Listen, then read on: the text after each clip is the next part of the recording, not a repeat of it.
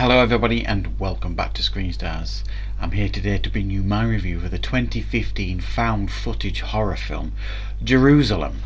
Now this is a film, and I'm probably going to butcher some of these names of the cast and directors. This film was written and directed by Doran Paz and Yoav Paz. It stars Yael Grobglas, Jon Tumarkin and Daniel Jadelin. Now, again, for those of you who have watched my channel will know that I'm a big fan of found footage films. I have previously done a top 10 list of my favourite found footage films, which you'll be able to find on the channel, and I'm always looking for really good found footage films, and I get a few suggested to me, and this one has been suggested to me a couple of times, and Leo over at Geek Legion of Doom has suggested this as well to me in the past, so I thought I would seek this one out and give it a go. And what is this found footage film about? Well, this film focuses on a couple of American tourists who are going to Jerusalem. One of them, Sarah, has been given by her father these like technological glasses, these technological marvels that film everything, can do phone calls, play video games, they're really technologically advanced, and this is where we get the found footage thing from. So they head off to Jerusalem. Along the way, on the airplane, they meet Kevin, who is also going to Jerusalem. And when they get there, they do all the normal touristy things. However, not long into their trip, there's like a biblical event takes place, and Jerusalem is overtaken by demonic creatures, and there's like a biblical nightmare falls upon them on their trip. So that's essentially the setup of this movie. Now, what did I think of this film Jerusalem? Well, as found footage films go, it's a pretty effective found footage film. It looks stunning. The setting and the location just looks absolutely stunning. It really does. Looks a fabulous location, and it's filmed beautifully. The found footage aspect of it works with these glasses, even though it does come with its own side effects, which I'll talk about. It works, so it's quite interesting how these glasses work. So that's how you get in all your footage and things like that.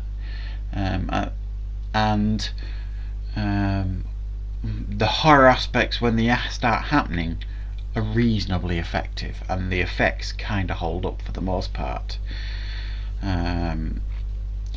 Issues with this film is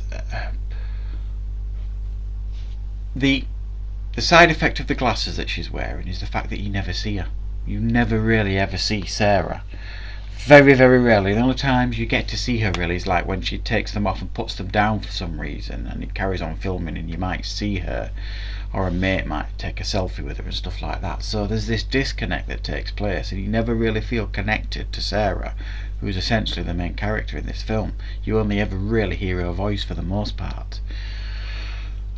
So you don't feel that connection to her. The only characters that you see really is Rachel and Kevin, and they aren't particularly charismatic characters, and you don't feel much of a connection to them either. So when this apocalyptic event starts taking place, and all the horror aspects of the film kick off, it becomes a bit of a mess, as a lot of found footage films do.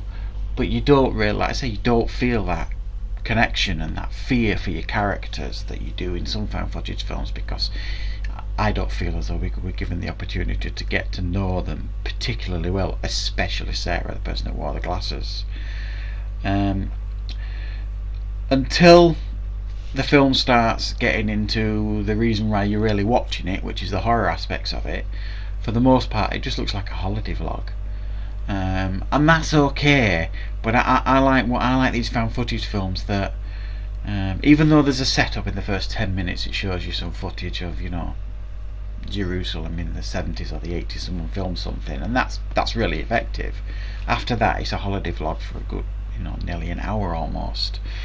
And for me, the best found footage films are the ones that suggest horror leading up to when the horror actually takes place. Things like the Blair Witch Projects and Grave Encounters that build tension expertly.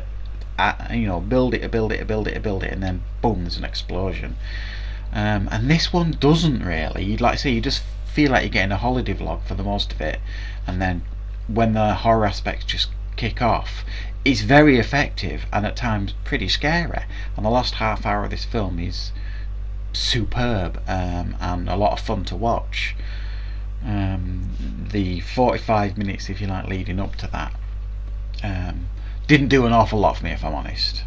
So from my perspective, I did enjoy this as a found footage film. It is, it's a definitely above average found footage film. I'm going to give it a 6.5 out of 10.